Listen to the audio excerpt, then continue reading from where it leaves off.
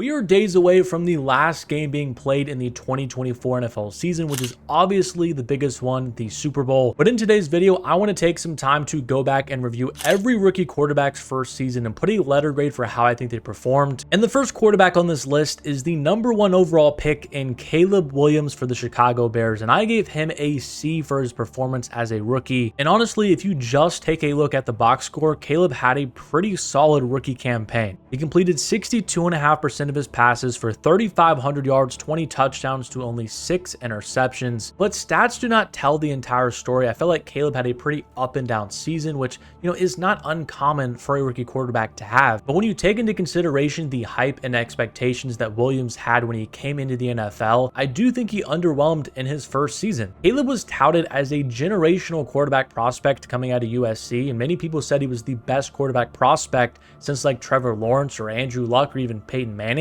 And the situation that he was going into with the Chicago Bears was also seen as a pretty good one because they had so many weapons on the outside like DJ Moore, Rome Odunze, another first-round pick they spent. But things unraveled pretty quickly for the Bears. They finished the season 5-12, and obviously that is not all Caleb's fault at all. But taking into consideration the expectations of him and the Bears heading into the season, I think this grade represents that pretty well. Now, with that said, I think the most optimistic view you can take regarding Caleb is the flashes he showed almost every single week during his rookie season. He showcased one of the best arms in the league, his ability to extend plays and play off script. And that's not something that a lot of quarterbacks can say they can do effectively in the National Football League. But for Caleb to reach his full potential and to be seen as one of the best quarterbacks in the league, he has to learn to stay in the confines of the offense a bit more, be able to scan through his reads, find the open receiver, and just complete passes over and over and over again. He relied way too much on off-script plays this past year and really looked uncomfortable in the pocket. I do think the offensive line plays a piece into that. The Bears had one of the worst rated lines in the league last year, but still on numerous occasions you can see Caleb holding onto the ball way too long or running into a sack himself. Those are some things that are going to have to be cleaned up in year number 2, and the Bears did everything in their power to ensure that they are. They hired former Lions offensive coordinator Ben Johnson to be his new head coach, and that hire is a big reason why I have faith moving forward that Caleb can reach his full potential and be seen as an elite quarterback in the near future. Up next, the #2 overall pick in the NFL draft, Jayden Daniels. This is an A+++++. In all seriousness though, Jayden Daniels might have had the best rookie season for a quarterback in NFL history. He was so impressive from the opening snap that he took. He ended the season completing 69% of his passes for 3,500 yards, 25 touchdowns to 9 interceptions. And that's also not including the 900 yards and 6 touchdowns that he provided on the ground. And he already emerged as one of the best dual threat quarterbacks in the entire league as a rookie. And he also brought the Washington Commanders to their first NFC Championship appearance since the 1992 season with a roster that I would not say was supremely talented. On the offensive side of the ball, he had Terry McLaurin, who is a really good player, but his second leading receiver was 34-year-old Zach Ertz, which makes this story even more incredible. I think the most unique thing about Daniels in his rookie season was just his poise in the pocket and in big moments. I felt like all season long, the Commanders were winning crazy game after crazy game after crazy game, and that is a testament to Jayden Daniels and him showing up in the biggest moments. And if you are the Washington Commanders, there's no doubt about it that you have locked up your franchise superstar quarterback for the next decade plus. Now it's all about surrounding him with weaponry and loading up the roster while he is still on his rookie contract. My only concern for Daniels moving forward is his durability, just due to his frame. That was one of my biggest questions I had regarding him in the draft process. But as long as he continues to be a primarily pocket player and being smart when he runs and slides and gets out of bounds, I don't think that should be a problem. The #3 overall pick in the 2024 NFL draft was Drake Maye out of North Carolina, and I gave his rookie season a B. Maye stats-wise was pretty solid. He completed 66% of his passes for 2,200 yards, 15 touchdowns to 10 interceptions. But again, for these quarterbacks, stats are only part of the evaluation. Context and the eye test are another huge element in determining how good of a rookie season they actually had. And for Maye, I think we saw some very high highs, a very nice arm, his ability to move and pick up first downs with his legs. But I also think he was more polished than Caleb Williams in terms of staying in the pocket and being able to actually be a pocket passer consistently. And contrary to Caleb Williams, his supporting cast was abysmal. His offensive line graded worse than the Chicago Bears, and he did not have anywhere close to the weaponry that Williams did. Their top 2 leading receivers were Hunter Henry and Demario Douglas. I don't think either of those guys would start on half of the teams in the NFL. But when you consider what Maye showed given his circumstances, I do think that he did have a pretty solid year. And now it is up to Mike Vrabel, Josh McDaniels, and the Patriots organization to really surround him and get the right foundation to support him. The Patriots have the number 4 overall pick in this year's NFL draft. They could use that pick on an offensive lineman or maybe even a wide receiver. And they can also use their $120 million in cap space to further surround their second-year quarterback. So with all of these resources and the new coaching staff coming in for New England, I am very optimistic moving forward that Drake Maye can become one of the better quarterbacks in the National Football League. Now, the number 8 overall pick was Penix Jr. out of Washington, and I gave his rookie season a C+.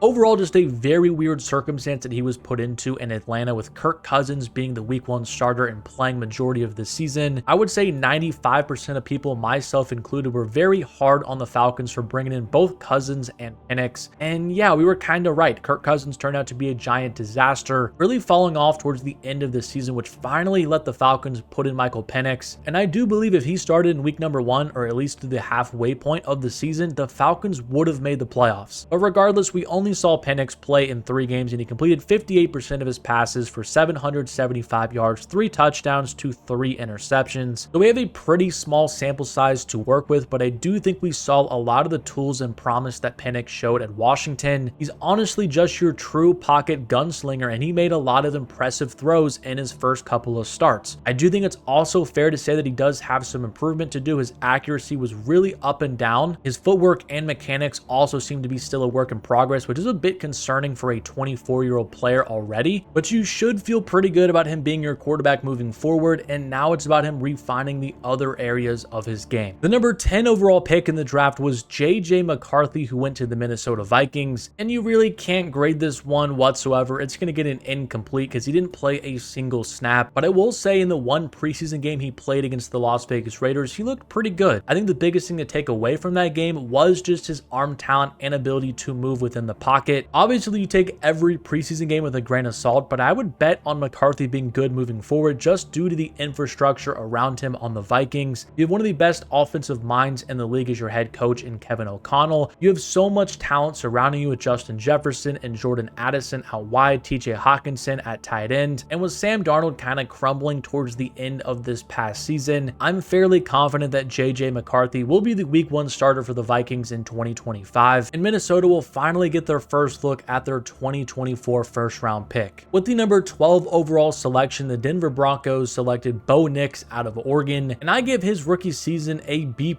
I think Nix really came on towards the latter half of the year. He completed 66% of his passes for 3,700 yards, 29 touchdowns to 12 interceptions. And look, in the first month or 2 of Nix's season, he did struggle to kind of integrate into the NFL, but for 99% of rookie quarterbacks, that is kind of the expectation. And I was really impressed with how Nix was able to improve from week 1 to week 18. He actually probably had the most improvement out of any of these quarterbacks in this draft class from the start to the finish of their first year. I would say a couple of things that surprised me about Bo was his rushing ability and actually how much arm talent he has. We saw multiple passes over 60 yards in the air from Nix, and he also had 430 rush yards and 4 touchdowns in his first season. I feel like a lot of people were chalking him up to be like a purely pocket and dink and dunk type of quarterback when he came into the NFL, and that really wasn't the case for him as a rookie, especially towards the end of the season. And I think that it is something that's really fascinating moving forward for Bo Nix is how high his ceiling actually is. I think another piece to this whole thing is that he didn't really have great weaponry around him either. I think Courtland Sutton is one of the more underrated receivers in the league, but that was about it. Marvin Mims and Troy Franklin are fine gadget/role players, and he also didn't really have a ton out of the backfield with his running back position either. I think for Denver this offseason is all about surrounding Bo Nix with more weaponry. I think Luther Burden or Colston Loveland are 2 really good fits that they could find in the NFL draft, but I'm buying a lot of stock into the pairing of Bo Nix and Sean Payton because at the end of the day,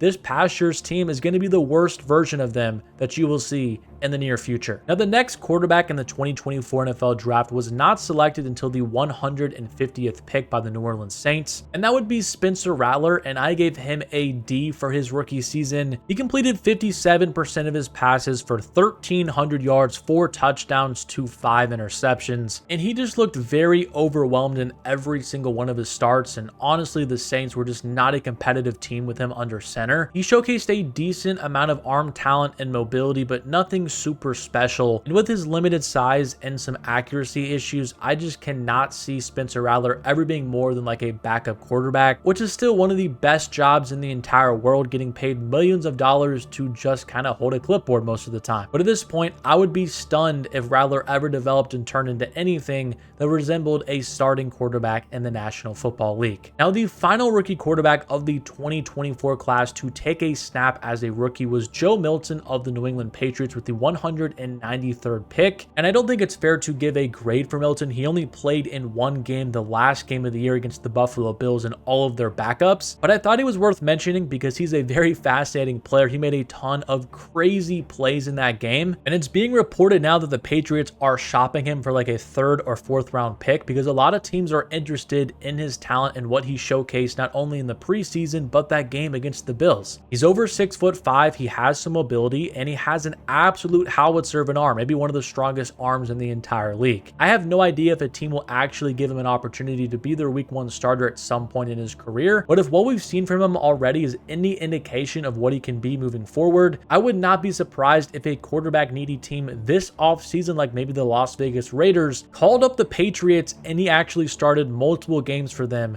this upcoming NFL season. But those are all of my grades for every single rookie quarterback that stepped onto the field in the 2024 season. Let me know in the comment section down below what you thought about the grades, which ones you would change, and which ones you thought I actually got right. But be sure to subscribe to the channel and drop a like on the video if you did enjoy it, and I will catch you guys in my next one.